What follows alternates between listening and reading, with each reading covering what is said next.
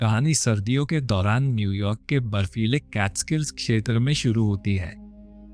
चार महिलाएं एक शांत खाली होटल में एक साथ कुछ समय बिताने के लिए पहुंचती हैं। इस समूह में रूथी नोड, उसकी प्रेमिका कैल, उनकी दोस्त मैडी और मैडी की पार्टनर फ्रान शामिल हैं। यह होटल मूल रूप से रूथी की दादी का था और बाद में उसकी मां को विरासत में मिला। अब रूथी और उसकी मां की इस जगह के लिए कुछ योजनाएं हैं जिनका खुलासा फिल्म धीरे धीरे करती है। रूथी को उम्मीद थी कि उसकी मां पहले से ही होटल में होगी क्योंकि वह वहीं रह रही थी, लेकिन इमारत पूरी तरह से खाली थी और उसकी मां कहीं नहीं मिली, जिससे रूथी तुरंत चिंतित हो गई। यह समूह एक आरामदायक यात्रा के लिए आया था, लेकिन फ्रान का व्यवहार शुरू से ही अजीब था और रूथी उसे कभी ज्यादा पसंद नहीं करती थी। मैडी फिर बताती है कि फ्रान हाल ही में कैंसर से ठीक हुई है, यही वजह है कि वह अलग तरह से व्यवहार करती है। रूथी एक कमरे में जाती है जहां वह एक पुराना हॉस्पिटैलिटी ट्रेनिंग वीडियो देखती है। लाल ड्रेस में एक महिला होटल प्रबंधन के बारे में एक प्रस्तुति दे रही है। जब वह देख रही होती है तो कैल उसके साथ आ जाती है। उनकी बातचीत से पता चलता है कि कैल चाहती है कि वे दोनों मिलकर होटल को फिर से खोले और चलाएं, लेकिन रूथी ने असल में उस जगह को बेचने की योजना बनाई थी। उसने अभी तक कैल की वजह से कोई अंतिम निर्णय नहीं लिया है। शुरू में सब कुछ सामान्य लगता है, बाद में समूह तैरने जाता है और भूतों के बारे में मजाक करता है। अचानक ब्रायन नाम का एक आदमी वहां आ जाता है। रूथी उसे देखकर खुश नहीं है। वह रूथी की मां को डेट करता था और उससे मिलने आया था, लेकिन रूथी जोर देकर कहती है कि उसकी मां वहां नहीं है। ब्रायन बताता है कि उसकी कार बाहर खड़ी है, इसलिए वह अपने कमरे में हो सकती है। फिर भी रूथी उसे जाने के लिए कहती है और वह बिना बहस किए चला जाता है।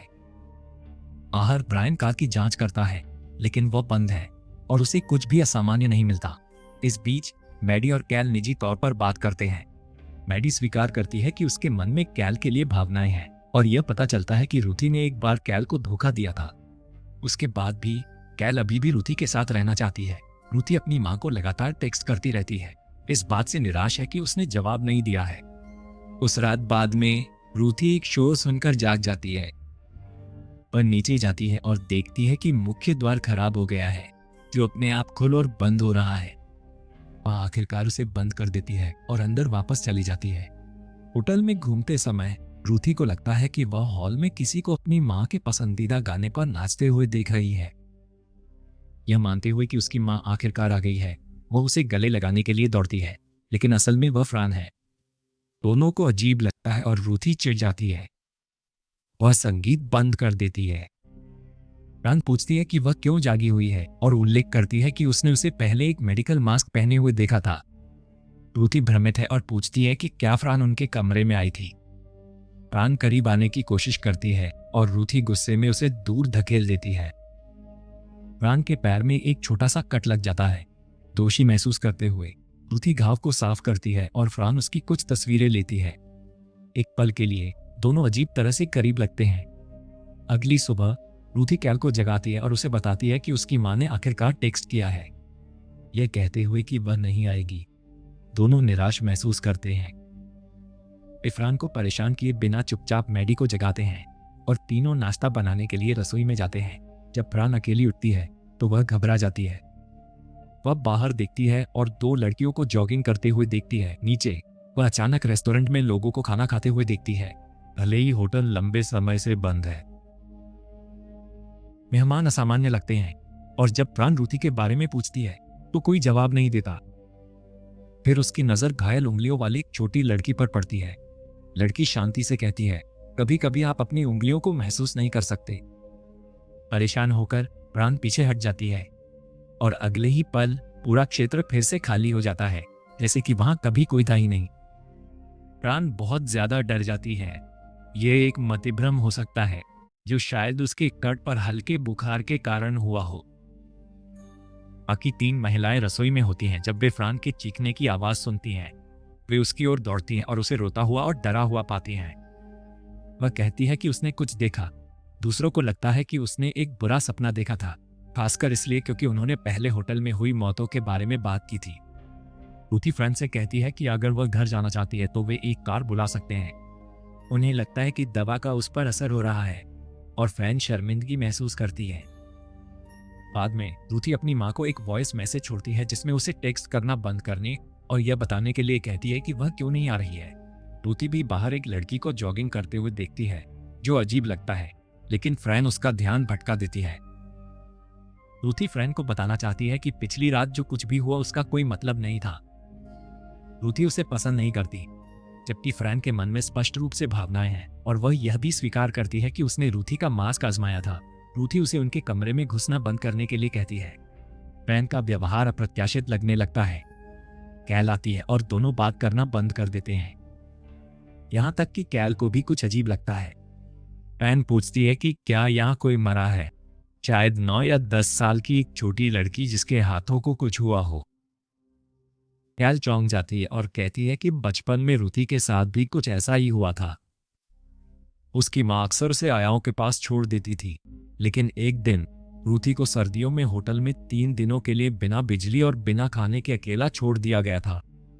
उसकी उंगलियों में फ्रोस्टबाइट हो गया था और वह लगभग 3 उंगलियां खोने ही वाली थी। कैल बताती है कि जब से कुछ महीने पहले रूथी की मां ने होटल की वसीयत के बारे में बात की थी, तब से रूथी अलग व्यवहार कर रही है। इससे यह स्पष्ट है कि रूथी की मां बहुत दयालु नहीं थी और रूथी का बचपन शायद मुश्किल था। समूह इस विषय को गंभीरता से नहीं लेता है।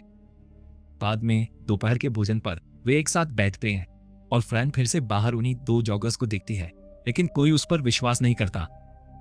कुछ समय बाद रूथी ऊपर जाती है, कुछ कमरों की जांच करती है और कमरा नंबर 324 पर रुकती है। वह मास्टर चाबी पकड़ती है और झिझकती है, लेकिन इससे पहले कि वह दरवाजा खोल पाती, कैल आ जाती है और पूछती है कि वह ऊपर ठंड में क्यों घूम रही है। रूथी उलझन में दिखती है, इसलिए कैल उसे एक तरफ ले जाती है और सवाल पूछना शुरू कर देती है। कैल फ्रैन का भी जिक्र करती है, कहती है कि रूथी उसे अजीब तरह से देखती है और उससे अजीब तरह से बात करती है, और कहती है कि वह चिंतित है क्योंकि अंतिम संस्कार में अपनी मां को देखने के बाद से रूथी अजीब व्यवहार कर रही है। वह हिस्सा जब रूथी की दादी का निधन हुआ था। फिर रूथी बताती है कि उन्हें होटल के लिए एक खरीदार मिल गया था। कैल परेशान हो जाती है और जाने की कोशिश करती है, लेकिन रूथी उसे रोक लेती है। वह बताती है कि वह कभी यहाँ वापस नहीं आना चाहती थी क्योंकि उसे यह जगह पसंद नहीं है। उसने कैल को कई बार बताने की कोशिश की, लेकिन वह फिर भी आई क्योंकि वह उससे प्यार करती है। रूथी कहती है कि वह खुले दिमाग से सोचना चाहती है। यही कारण है कि उसने अभी तक कोई अंतिम निर्णय नहीं लिया है। वह मानती है कि उसने अतीत में गलतियां की हैं, लेकिन अब सब कुछ ठीक करना चाहती है। यह सुनकर कैल नरम पड़ जाती है और दोनों एक साथ कुछ शांत, सुकून भरा समय बिताते हैं। रूथी अक्सर लाल ड्रेस वाली महिला का वीडियो अकेले देखती थी।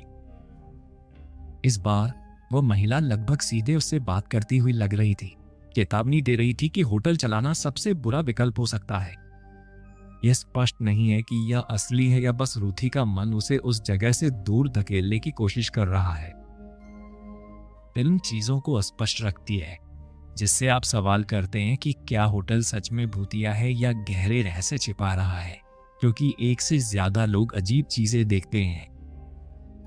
फिल्म देखते समय यह स्वाभाविक रूप से आपको द शाइनिंग की याद दिलाता है।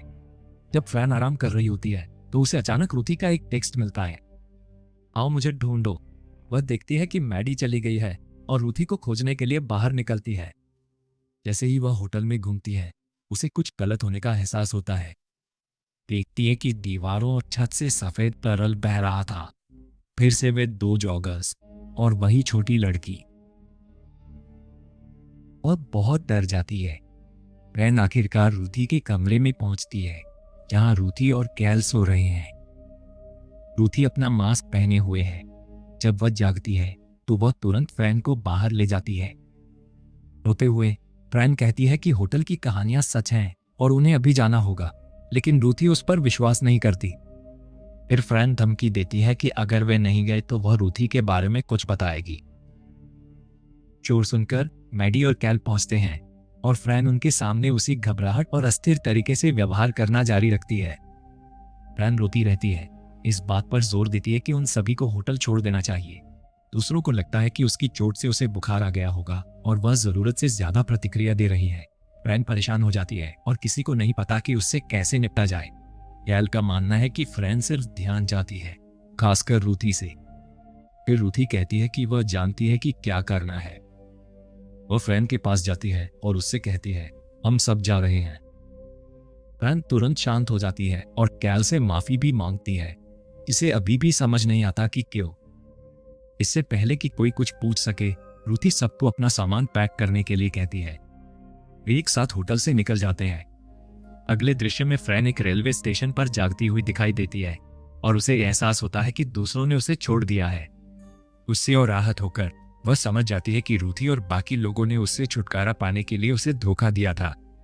इस बीच कैल, रूथी और मैडी होटल लौट आते हैं, इस बात से खुश कि फ्रैन चली गई है और वे अपना वीकेंड आनंद ले सकते हैं। पेंट्री में मैडी कैल से कहती है कि वह उसे पसंद करती है और पूछती है कि वह रूथी के साथ क्यों रहती है, जिसने एक बार उसके साथ धोखा किया था। कैल इस टिप्पणी को नजरअंदाज कर देती है। कुछ ही क्षण बाद ब्रायन फिर से होटल पहुंचता है, शायद रूथी की मां को खोज रहा है। वह अंदर आता है, आवाज लगाता है और किसी को नहीं पाता।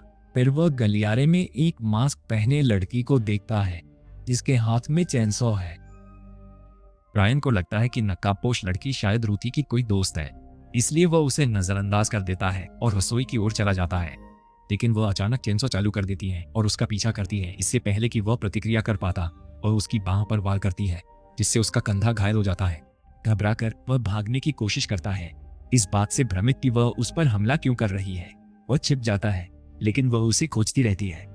फिल्म यह नहीं दिखाती कि उसके साथ आगे क्या होता है। इस बीच रूथी बार में तनावग्रस्त बैठी है।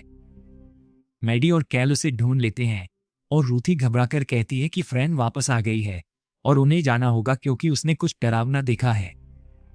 मैडी मजाक करती है कि शायद रूथी को फ्रैन को छोड़ने का अपराध बोध हो रहा है या उसे भी भूत दिखने लगे हैं।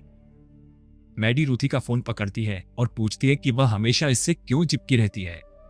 उसे रूथी की मां के बार बार आई लव यू संदेश मिलते हैं, जो अजीब लगता है। रूथी जल्दी से अपना फोन वापस छीन लेती है। उसके दोस्त चिढ़ जाते हैं और कैल उसे बताती है कि वह वीकेंड खराब कर रही है।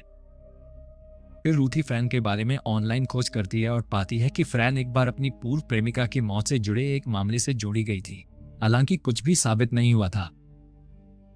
बाद में जब मैडी अपने कमरे में अकेली होती है तो उसे एक आवाज सुनाई देती है। जब वह जांच करती है तो वह दूसरे कमरे में नकाबपोश लड़की को देखती है। यह सोचकर कि यह रूथी हो सकती है, मैडी जाने के लिए मुड़ती है, लेकिन नकाबपोश लड़की उसका हाथ पकड़ लेती है और उसे घायल कर देती है। मैडी की चीख सुनकर रूथी और कैल उसकी ओर भागते हैं। मैडी का हाथ बुरी तरह घायल है और वह इसका इल्जाम रूथी पर लगाती है। रूथी कहती है कि वह होटल के दूसरी तरफ थी। वह कैल को अपना फोन दिखाती है, यह दावा करते हुए कि उसे ऑनलाइन पता चला है कि फ्रैन एक हत्यारा हो सकती है, लेकिन फोन पूरी तरह से बंद है। रूथी कहती है कि बैटरी खत्म हो गई है और जोर देती है कि फ्रैन होटल में है, इसलिए उन्हें निकलना होगा। वे भागने के लिए सामान पैक करते हैं, लेकिन कोई कैब उपलब्ध नहीं है। फिर उन सभी को एक वीडियो मिलता है जिसमें रूथी फ्रैन के घायल पैर का इलाज कर रही है। मैडी और कैल को सच्चाई का एहसास होता है। कैल टूट जाती है, यह मानते हुए कि रूथी ने फिर से धोखा दिया है। रूथी कैल को दोष देती है, कहती है कि वह कभी वापस नहीं आना चाहती थी और केवल इसलिए आई क्योंकि कैल ने जोर दिया था। वह कहती है कि वह भ्रमित थी और उसने गलती की, लेकिन वे अब उस पर भरोसा नहीं करते। फाइट का इंतजार करने का नाटक करते हुए मैडी और कैल रूथी को बाहर बंद कर देते हैं। रूथी चिल्लाती है कि वे दरवाजा खोलें, यह कहते हुए कि फ्रैन अंदर है और उन्हें जाना होगा। वह अंदर जाने का दूसरा रास्ता खोजती है, लेकिन कोई नहीं मिलता। थोड़ी देर बाद दरवाजा अचानक अपने आप खुल जाता है। रूथी अंदर कदम रखती है, कैल को पुकारती है, लेकिन न तो कैल और न ही मैडी वहां है। इसके बजाय वो लाल पोशाक पहने एक महिला को देखती है और यह वही महिला है जिसके वीडियो रूथी अक्सर अपने फोन पर देखा करती थी। रूथी उसे देखकर दंग रह जाती है और पूछती है कि वह यहाँ क्यों है। वो महिला कहती है कि वह रूथी की कानूनी टीम का हिस्सा है, जिसे होटल बेचने में मदद करने के लिए काम पर रखा गया है और वह उससे मिलने आई है। बातचीत के दौरान रूथी के वकील आकर बताते हैं कि एक खरीदार मिल गया है और बस उसके दस्तखत की जरूरत है, पर रूथी बेचने से मना कर देती है, जिससे वकील निराश हो जाते हैं। वह महिला उन्हें भेज देती है। उनके जाने के बाद वह रूथी को गले लगाती है और कहती है कि वह उस पर भरोसा करती है। रूथी उसे बताती है कि वह उसकी माँ जैसी दिखती है और वह महिला जवाब देती है कि अगर वह उसकी माँ होती तो वह उसे कभी नहीं छोड़ती।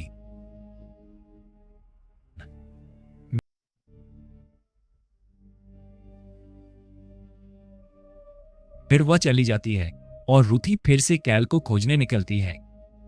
इस बीच कैल और मैडी सो रहे होते हैं। वे रूथी के चीखने की आवाज से जागते हैं, नीचे भागते हैं और ब्रायन की लाश पाते हैं, जिसके पास रूथी खड़ी होती है। यह सोचकर कि उसने उसे मार डाला है, मैडी उसे रोकने की कोशिश करती है। वे रूथी के हाथ बांध देते हैं और उसे एक कमरे में बंद कर देते हैं। रूथी चिल्लाती है कि फ्रैंक ने सब कुछ किया, लेकिन वे उस पर विश्वास नहीं करते हैं। मैडी कहती है कि उन्हें पुलिस का इंतजार करना चाहिए। अंदर रूथी फिर से छोटी लड़की को देखती है और घबरा जाती है। वह बाथरूम में भागती है, वही सफेद तरल टपकता हुआ देखती है, अपनी जैकेट उतारती है और टब में लेट जाती है। एक पल बाद फ्रैंक दिखाई देती है।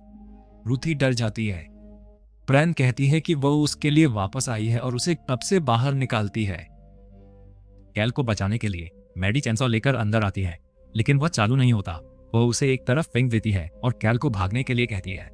रूथी चेनसॉ उठाती है और इस बार वह चालू हो जाता है। इससे सच्चाई सामने आती है। नकाबपोश लड़की फ्रैंक बिल्कुल नहीं थी, वह हर समय रूथी ही थी। रूथी सड़क पर कैल और मैडी का पीछा करती है। वे ठोकर खाकर गिर जाते हैं और रूथी उन पर बेरहमी से हमला करती है। आसपास कुछ लोग हैं, लेकिन उनमें से कोई भी कुछ भी नोटिस नहीं करता है, जो फिल्म के अजीब भ्रमित करने वाले लहजे को और बढ़ाता है। रूथी फिर होटल लौटती है। एक कमरे में वह ब्रायन और अपनी माँ को एक साथ बैठे हुए देखती है। जब रूथी पास आती है तो उसकी माँ उसके मुंह पर दरवाजा पटक देती है और कहती है कि वह व्यस्त है। रूथी हैरान दिखती है और हकबकाई हुई होटल में भटकती है और यहीं पर फिल्म खत्म हो जाती है। बैड थिंग्स एक भुता होटल की हॉरर फिल्म लग सकती है, पर यह एक वियर महिला की कहानी है। रूथी, जिसके बचपन का सदमा, उसकी माँ का धोखा और सालों से दबा गुस्सा आखिरकार फट पड़ता है। सब कुछ तन मन से तबाह करने पर भी आखिर माँ या उसकी याद रूथी के मुंह पर दरवाजा भिड़ा देती है। यह दिखाता है कि वह अपने जीवन के उसी दर्दनाक होटल के अंदर हमेशा के लिए फंस गई है। रूथी एक गहराई से आहत व्यक्ति थी। बचपन में उसकी माँ ने कभी उसकी देखभाल नहीं की और अब जब उसकी माँ चली गई है तो रूथी से स्वीकार करने से इनकार कर देती है। यह भी संभव है कि कैल, मैडी और फ्रैंक वैसे कभी थे ही नहीं जैसा हमने उन्हें देखा। वे रूथी की कल्पना का हिस्सा हो सकते थे। फिल्म पहले भी इसका संकेत देती है। बचपन में रूथी को होटल में 3 दिनों के लिए बिना भोजन और बिना बिजली के अकेला छोड़ दिया गया था। और सदमा अब हो रही हर चीज की जड़ हो सकता है। फिल्म कभी भी 100% स्पष्ट जवाब नहीं देती है। ये सिर्फ सुराग छोड़ती है और बाकी व्याख्या दर्शकों पर छोड़ देती है।